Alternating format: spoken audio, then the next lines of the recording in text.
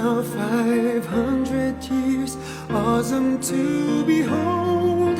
He has made us all new. We belong to His fold.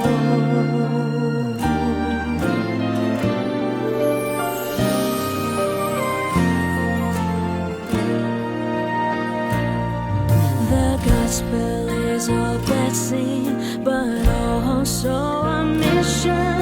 To the poor and the children, we bring His salvation. To the rest of the world, His message of compassion. To all of humanity, His challenge of conversion. We are blessed, we are loved, we are called, we are sent. We will teach, we will serve. We are Christ, we are church.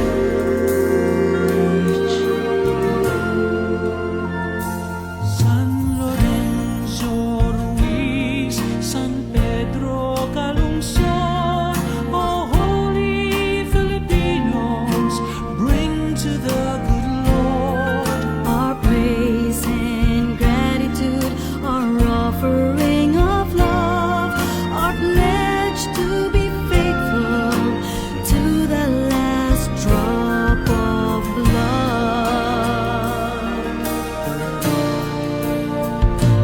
We are blessed, we are loved, we are called, we are sent.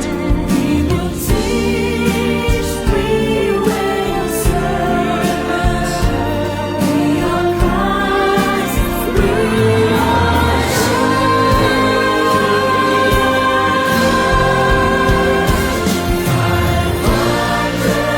years of jubilee, 500 years of blessing, 500 years of praises unto life everlasting.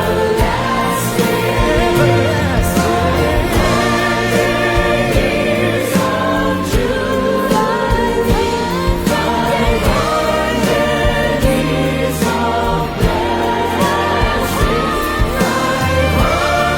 500 years of praises unto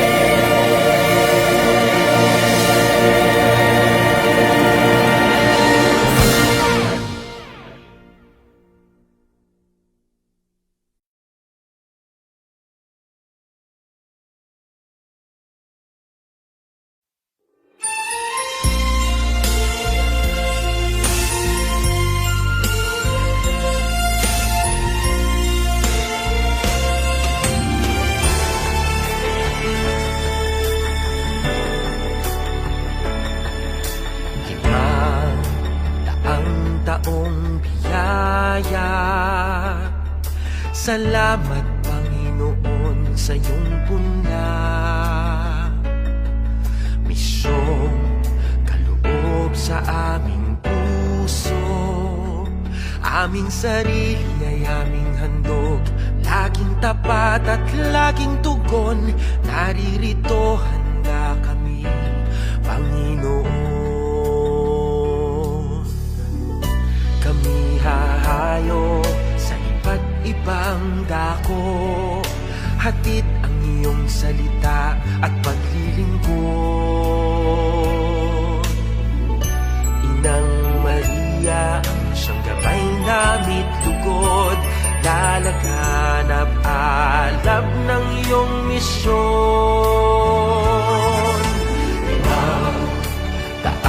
Taong biyaya, salamat Panginoon sa iyong puna.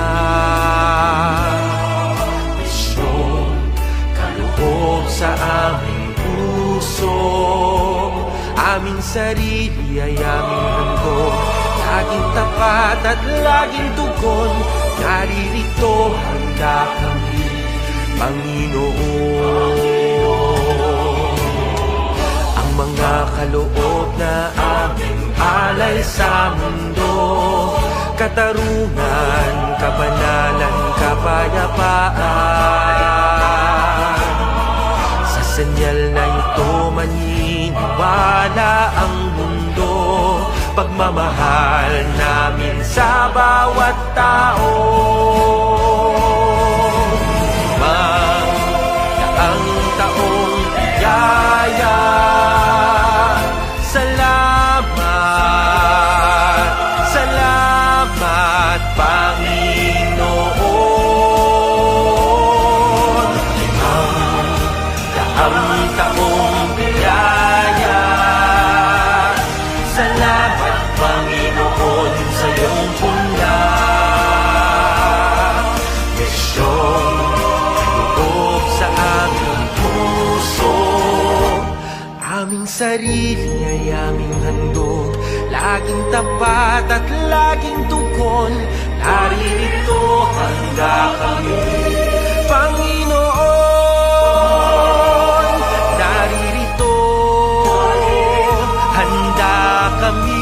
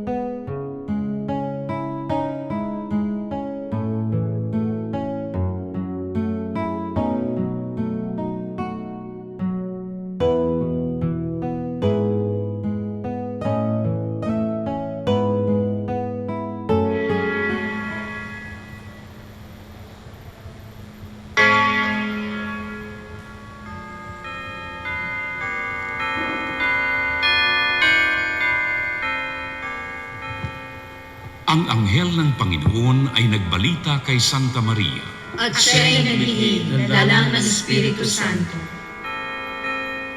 Aba, Ginoong Maria, napupuno ka ng grasya. Ang Panginoong Diyos ay sumasayo. Bukod kang pinagpala sa babaeng lahat, at pinagpala naman ang iyong anak na si Jesus. Santa Maria, Ina ng Diyos, ipanalangin mo kaming makasalanan, ngayon at kung kami mamamatay. Amen. Narito ang alipin ng Panginoon. Maganap nawa sa akin ayon sa wika mo. Aba, Ginoong Maria, napupuno ka ng grasya. Ang Panginoong Diyos ay sumasayo. Bukod kang pinagpala sa babaeng lahat, at pinagpala naman ang iyong anak na si Jesus. Santa Maria, Ina ng Diyos, ipanalangin mo kaming makasalanan, ngayon at kung kami mamamatay. Amen. At ang Verbo ay nagkatawang tao. At nakipamaya sa atin. Aba, Ginoong Maria, napupuno ka ng grasya. Ang Panginoong Diyos ay sumasayo. Bukod kang pinagpala sa babaeng lahat, at pinagpala naman ang iyong anak na si Jesus. Santa Maria, Ina ng Diyos, ipanalangin mo kaming makasalanan, ngayon at kung kami mamamatay. Amen. Ipanalangin mo kami, Santang Ina ng Diyos. Nang kami maging dapat makinabang sa mga pangako ni Kristo. Manalangin tayo. Panginoon namin Diyos, kasiyahan mo nawa ang aming mga kaluluwa ng iyong mahal na grasya. At ang dahilan sa pamamagitan ng Anghel ay nakilala namin ang pagkakatawang tao ni Jesucristo ang anak mo. Pakundangan sa mahal na sakit at pagkamatay niya sa krus. Pakinabangan mo kami ng kanyang pagkabuhay na muli sa kaluwalhatian sa langit. Sa pamamagitan ng Jesucristo ring Panginoon namin. Shalom. Luwalhati sa Ama, sa Anak, at sa Espiritu Santo. Kapara ng unang-una, ngayon at magpakailanman, at magpasawalang hanggan. Amen.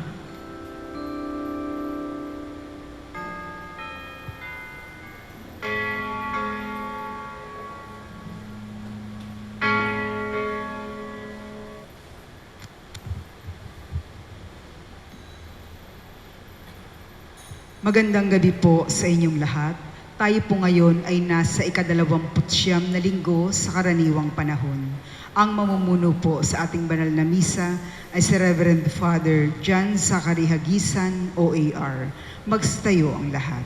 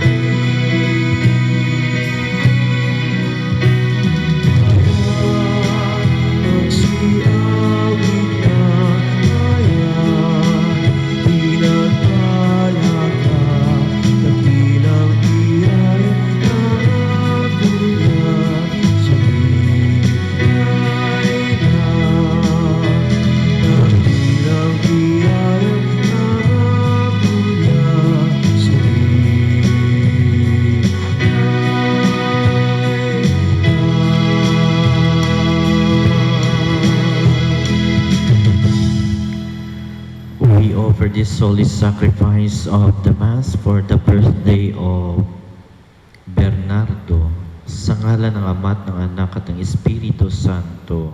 Amen. Sumainyo ang Panginoon. At sumainyo rin. Mga kapatid, aminin natin ang ating mga kasalanan upang tayo'y maging marapat gumanap sa banal na pagdiriwang.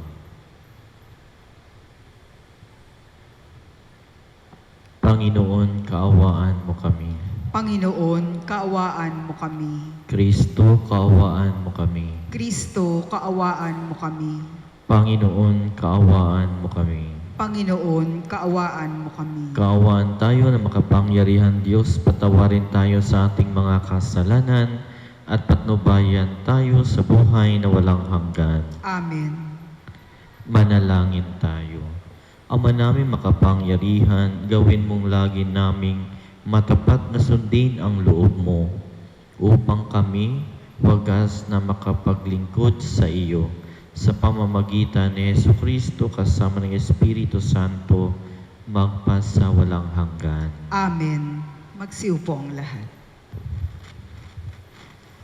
Pagbasa mula sa sulat ni Apostol San Pablo sa mga taga-Roma.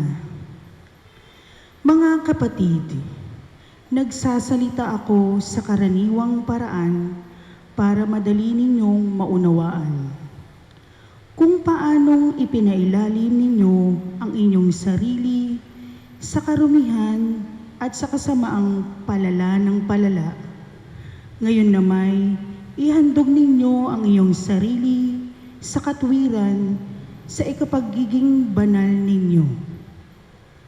Noong alipin pa kayo ng kasalanan, hindi kayo saklaw ng katuwiran. Ngunit ano nga ang napala ninyo sa mga bagay na iyon na ikahihiya ninyo ngayon? Ang ikinauuwian ng mga ito ay kamatayan. Ngunit ngayong ipinalayan na kayo mula sa kasalanan at mga alipin na ng Diyos. Ang natamo ninyo'y kabanalan at ang kauuwi ay buhay na walang hanggan. Sapagkat kamatayan ang kabayaran ng kasalanan. Ngunit ang kaloob ng Diyos ay buhay na walang hanggang sa pamamagitan ni Kristo Jesus ng ating Panginoon. Ang salita ng Diyos. Salamat sa Diyos. Mapalad ang umaasa sa Panginoon tuwina. Mapalad ang umaasa sa Panginoon tuwina. Mapalad ang taong hindi naaakit niyong masasama upang sundan niya ang kanilang payot, maling halimbawa. Hindi sumasama sa sinumang taong ang laging adhikay, pagtawanan lamang at hamak-hamakin ang Diyos na dakila. Nagagalak siyang laging magsaliksik ng banal na aral.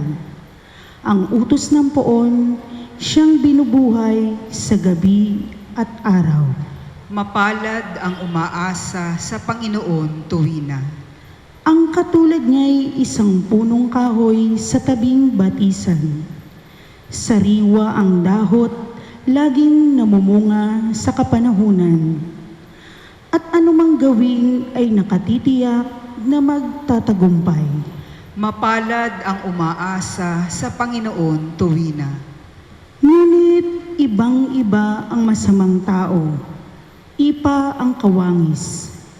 Siya'y natatangay at naipapadpad kung hangin umiihip. Sa taong matuwid ay Panginoon ang siyang mag-iingat. Ngunit kailanman ang masama ay mapapahamak. Mapalad ang umaasa sa Panginoon tuwina. Magstayo po ang lahat.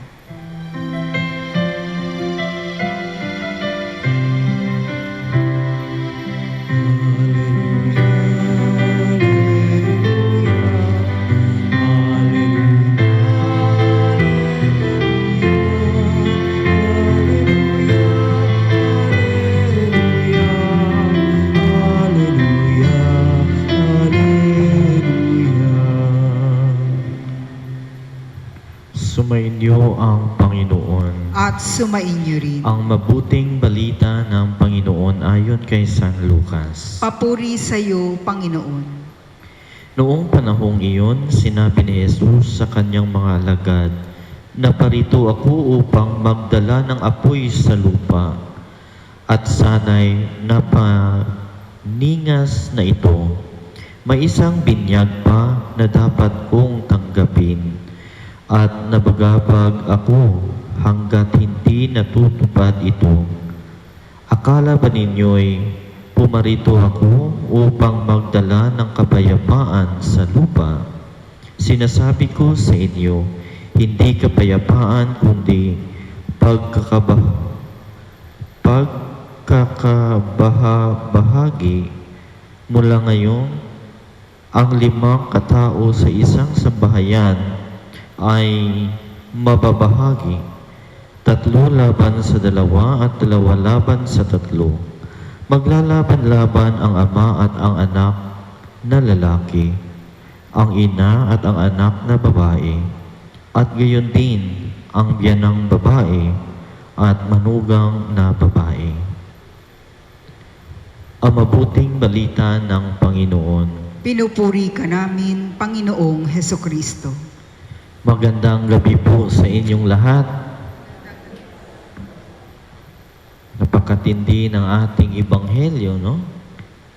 Kahit na ako'y pari, minsan, no? Pagbabasa ko, no? Parang mahirap, no? Sapagkat ang Diyos ng pagmamahal na parito, sabi niya, parito ako upang magdala ng apoy sa lupa, no? Hindi kapayapaan, kundi pagkakabahabahagi. Mula ngayon, ang 5 katao sa isa sambahayan ay mababahagi. Division, no? Ibig sabihin, no? Pero according sa interpretation, ang sabi dito, ang pagpapahayag ni Kristo sa kaharian ng Diyos ay parang isang apoy na nagniningas. Ang sabi sa aklat ng Bilang, ang anumang bagay na hindi nasusunog, gaya ng ginto, pilak, tanso, bakalata o tingga, kailangan ilagay sa apoy para maging malinis ito. Pagkatapos, hugasan ito ng tubig sa paglilinis. Kaya po dumating si Jesus, no, upang tayo ay linisin. Lagi niyong tandaan, ang ginto kapag hindi dumaan sa apoy, hindi siya kikinang. Lagi niyang tandaan. Kaya po yan po ang ibig sabihin na apoy na dala ni Jesus, no? Kaya po ang ginto dumadaan yan upang kikinang. Tayo dahil kay Jesus, tayo'y namuhay sa kasalanan. Pagdating ni Jesus, no, tayo'y binawi sa pagiging alipin at tayo ngayon ay nagiging anak na ng kaliwanagan. Mga kapatid po kay Kristo, ito po yung ibig sabihin, no? Yung apoy, no? Yan.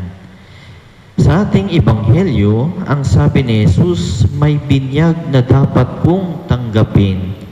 At ang binyag na ito ay yung kanyang pagpapakasakit, pagkamatay, at pagkabuhay. Yan pong ibig sabihin na binyag na sinasabi ni Jesus. Dahil ito ang bago sa pananaw ng mga tao, mahirap tanggapin. Kaya po dito nagkakawatak-watak. 3 laban sa 2, 2 laban sa 3, batang babae laban sa kanyang sapagkat mahirap tanggapin. Minsan, no, sa ating pamilya, no, even sa ating bayan, marami kasing tinatawag na relihiyon. Kaya nagkakawatak-watak. Minsan, ibang mga tinatawag na ideology, no, or analogy, or ang gulo ng pananaw sa buhay. Kaya po minsan nagkakawatak-watak tayo. Biruin mo sa pagdating ni Jesus, no? Siyempre, ginawa niya ang utos ng kanyang ama. Merong mga Hudyo na hindi siya tanggap, meron ding natanggap siya. Even until now, no, maraming taong nagkakawatak-watak dahil sa pananampalataya na kahit ngayon ay hindi pa nila tanggap si Jesus. Kaya po, no, minsan didibatihin tayo. Si Jesus ay tao, no? Sa atin ay Diyos. Kaya malaking disparity, no? Between both party. Bakit? Dahil isang Diyos, isang tao. Mahirap po yung pag-ugnayan. Pero sa atin kasi, isang Diyos at isang totoong tao. Sa kanila kasi, no? May mga relihiyon na naniniwala na si Jesus ay isang at ordinaryong tao. Kaya mahirap sa kanilang pagtanggap kay Jesus. Kaya minsan, no, nagdidebate, nag-aaway-away upang sa gano'n, no, dahil ang kanilang pananaw ay dapat yun ang masunod. Ang atin naman pananaw, yun ang nararapat. Kaya po may tinatawag division. Pero si Jesus mismo, hindi division ang kanyang dinadala, kundi ay ang pag-unite ng bawat isa. Dapat magkakaisa tayo. Yun lang naman ang layunin ni Jesus kung bakit siya bumaba. Dahil nagkalat ang mga tao dahil sa kasalanan. Di po ba? Dahil sa kasalanan, no, ang tao ay gumawa na ng kanilang anong wall sa Tagalog? Ha? Pader. Tama, pader? Yan, no? Napapansin nyo, gumagawa ang tao ng pader upang hindi makapenetrate ang mga masasama. Kahit sa mga bahay, no? Pataasan ng pader, lalo ng damor na mayaman, damor ng pader ay mas mataas pa kaysa sa bahay. Bakit? Dahil may mga taong masama. Kaya po dahil sa kasalanan, ang tao ay nagkawatak-watak. Pero kung bawat isa siguro ay mapagmahal sa bawat isa, siyempre hindi ka na kailangan maglagay ng pader. Instead na pader ang iyong gagawin, kundi tulay upang sa ganun ay makiisa tayo sa bawat isa. Kaya mga kapatid ko po kay Kristo, ang misyon ni Jesus, no? Ang kanyang sinabi dito, binyag ay yung kanyang pagpapakasakit, pagkamatay at pagkabuhay. At sana huwag tayong malugmok lang sa pagpapakasakit, kundi sa pagkakamatay at saka sa pagkabuhay. Bagkus maraming mga tao ngayon na nananatili lang sa kamatayan. Kasi po, no, ibalikin ko ulit, no, last Tuesday, no, sabi ko, bakit ang tao nagpapakasaya lang sa buhay? Dahil tinitignan lang nila ng buhay hanggang kamatayan lang. Kaya sasabihin nila, dapat maging maligaya ako. Di po ba? Ganon.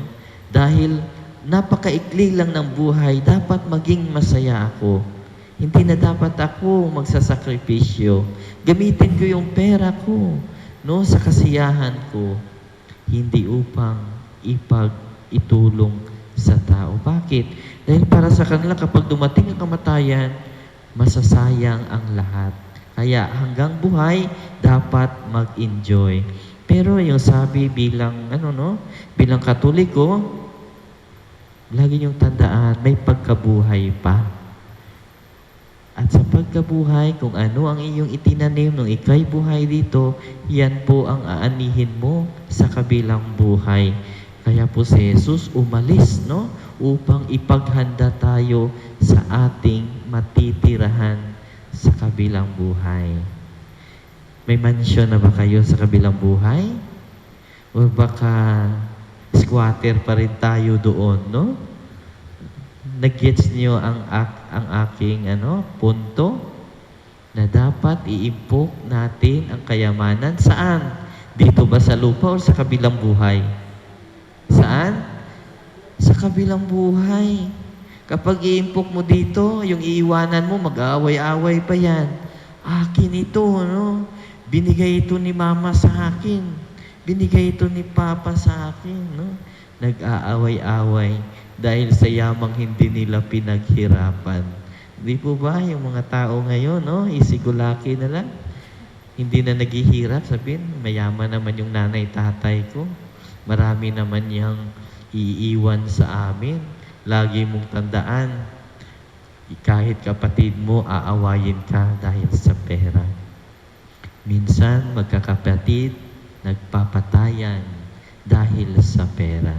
Kaya wala na dapat tayong iimpok dito, no? Kundi iimpok natin sa kabilang buhay. Parang natutulog na tayo, no? Anyway, no? Hindi ko na patatagalin, no?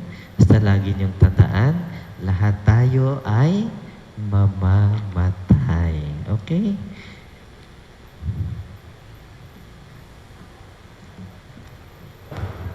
Magsitayo po ang lahat. Maaring dumating sa atin ang mga pagsubok at mga suliranin, subalit bunga ng ating buong pagtitiwala sa kalooban ng Diyos Ama, patuloy tayong nananalig na hindi siya magkukulang sa kanyang pangako. Ang ating itutugon, Panginoon, dinggin mo ang aming panalangin. Panginoon, dinggin mo ang aming panalangin. Ang mga pinuno ng simbahan na hayagang inuusig, naway mabigyan ng tapang at lakas upang manatili sa kanilang pananampalataya. Manalangin tayo sa Panginoon. Panginoon, dinggin mo ang aming panalangin. Ang mga magulang naway magkaroon ng lakas at tapang na patnubayan ang kanilang mga anak sa pamamaraan ng pananampalataya at Kristiyanong pamumuhay. Manalangin tayo sa Panginoon. Panginoon, dinggin mo ang aming panalangin.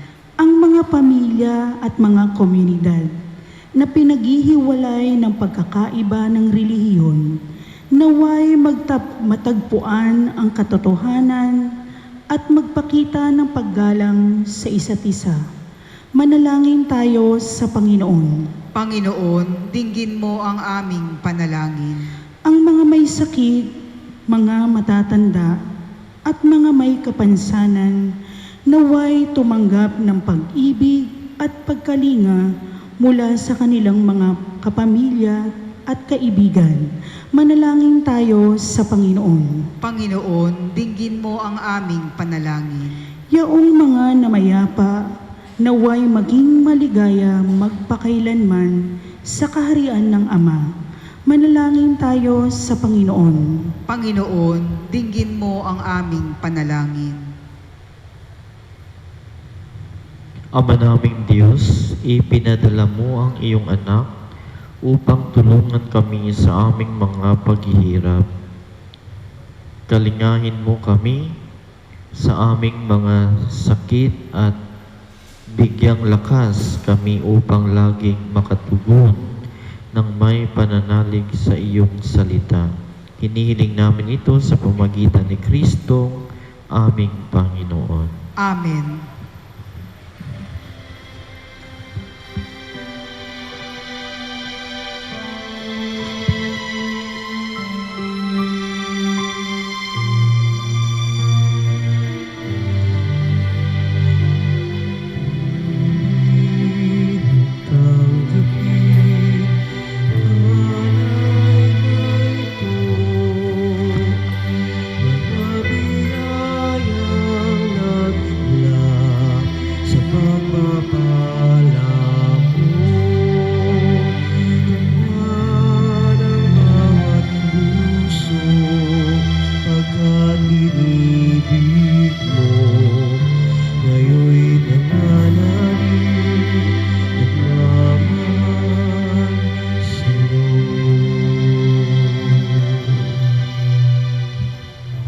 Magstayo po ang lahat.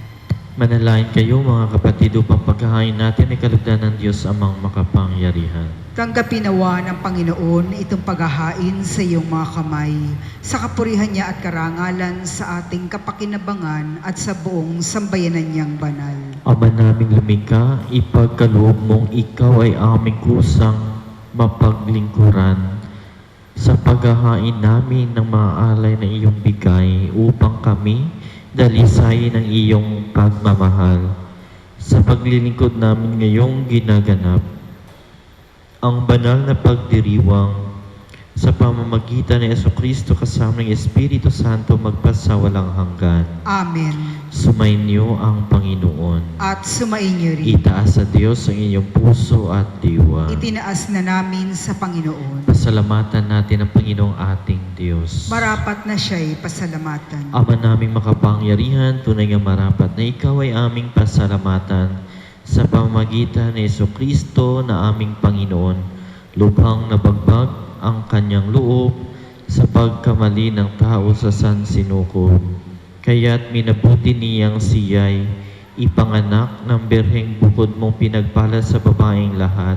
Sa labi ng ibing kamatayan kami ay inagaw ng namatay mong anak. Sa pagkabuhay niya kami kanyang binuhay upang kaugnayan namin sa iyo'y huwag magwakas. Kaya kaisa ng mga anghel na nagsisiawit ng papuri sa iyo nang walang humpay sa kalangitan, kami nagbubunyi sa iyong kadakilaan. Santo, Santo, Santo Panginoong Diyos na makapangyarihan, napupuno ang langit at lupa ng kadakilaan mo, o sana sa kaitaasan.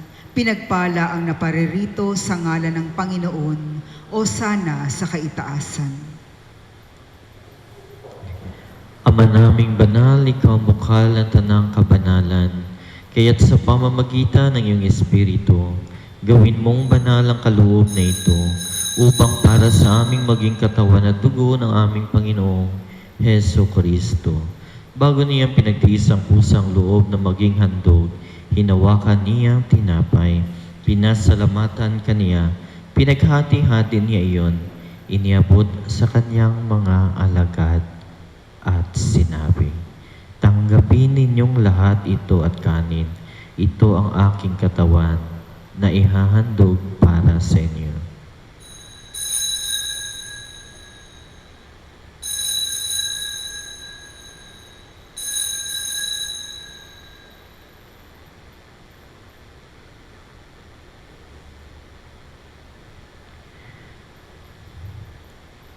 Gayon din naman nung matapos ang hapunan, hinawakan niyang kalis, muli kaniyang pinasalamatan.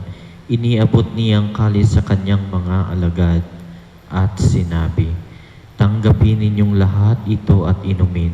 Ito ang kalis ng aking dugo, ng bago at walang hanggang tipan. Ang aking dugo na ibubuhos para sa inyo at para sa lahat, sa ikapagpapatawad ng mga kasalanan. Gawin ninyo ito sa pag-alala sa akin."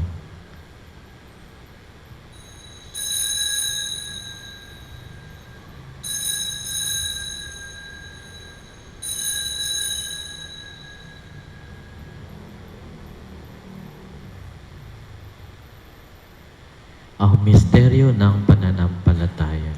Si Kristo'y namatay, si Kristo'y nabuhay, si Kristo'y babalik sa wakas ng panahon.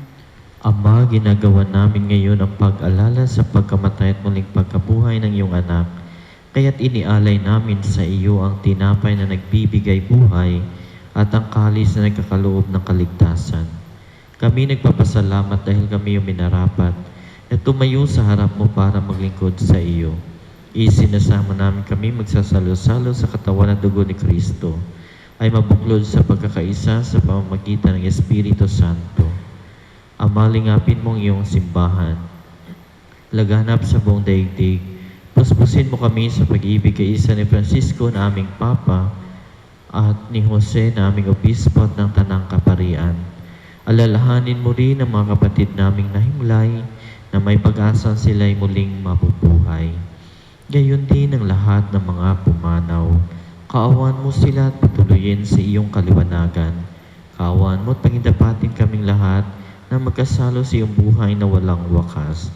Kaysa na mahal na Birhen Maria na Ina ng Diyos, kabiyak na puso niyang si San Jose, kaysa ng mga apostol at ang lahat ng mga banal na namuhay dito sa daigdig na kalugod-lugod sa iyo, may pagdiwang naman namin ang pagpupuri sa ikararangal mo sa pamamagitan ng iyong anak na aming Panginoong Heso Kristo.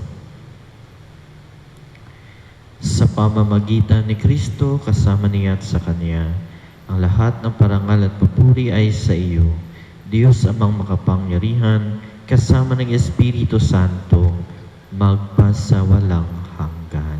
Amen. Sa tagupili naman ng kagagaling na utos sa turo ni Jesus na Panginoon natin at Diyos, ipahayag natin ng lakas loob.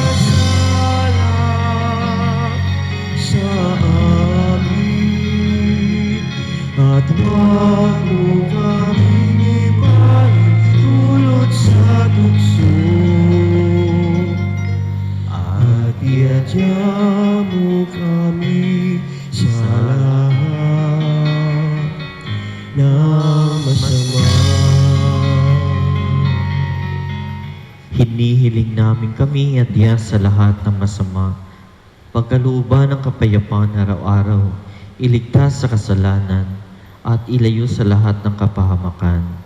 Samantalang aming pinananabikan ang dakilang araw ng pagpapahayag ng tagapagligtas naming si Heso Kristo. Sapagkat iyo ang kaharian at ang kapangyarihan at ang kapurihan magpakailanman. Amen. Panginoong Heso Kristo, sinabi mo sa iyong mga apostol, kapayapaan ang iniiwan ko sa inyo, ang aking kapayapaan ang ibinibigay ko sa inyo. Tunghayan mo ang aming pananampalataya at huwag ang aming pagkakasala. Pagkalooban mo kami ng kapayapaan at pagkakaisa ayon sa iyong kalooban, kasama ng Espiritu Santo magpasawalang hanggan. Amen. Ang kapayapaan ng Panginoon ay laging sumain niyo. At sumainyo rin. Magbigayan kayo ng kapayapaan sa isa't isa. Peace. Kordero ng Diyos na nag-aalis ng mga kasalanan ng sanlibutan, maawa ka sa amin. Kordero ng Diyos na nag-aalis ng mga kasalanan ng sanlibutan, maawa ka sa amin.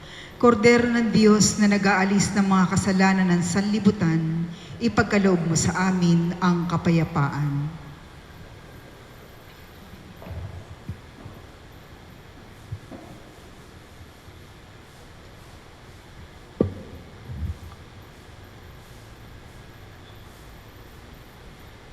Ito ang kordero ng Diyos, ito ang nag-aalis ng kasalanan ng sanlibutan. Mapalad ang mga inanyayahan sa kanyang piging. Panginoon, hindi ako karapat-dapat na magpatuloy sa iyo, ngunit sa isang salita mo lamang ay gagaling na ako. Ang katawan ni Kristo. Amen.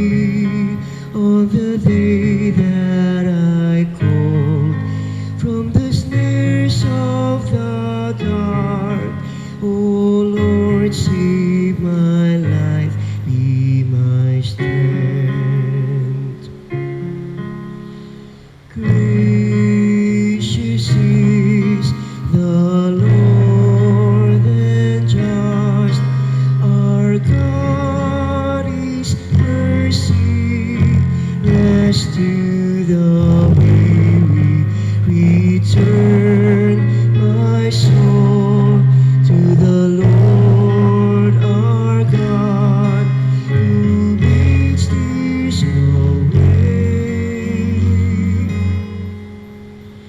I love the Lord.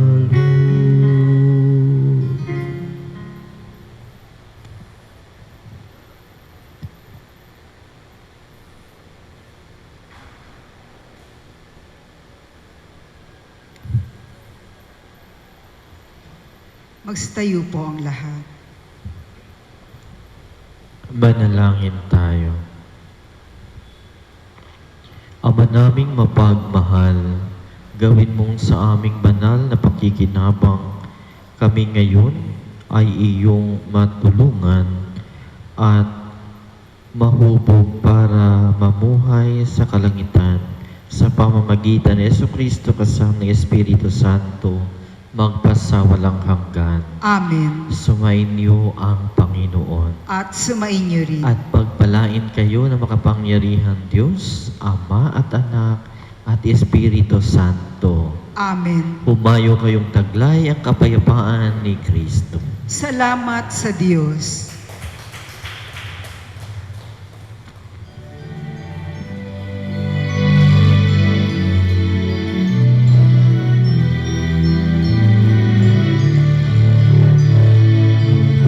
Puso ko'y nagpupuri sa Panginoon. Nagdadala ang aking espiritu sa aking tagapagligtas, sapagkat iniingat niya kababal ang kanyang alipin. Mapalad ang pangalan ko sa lahat ng mga bansa. Ang puso ko'y nagpupuri sa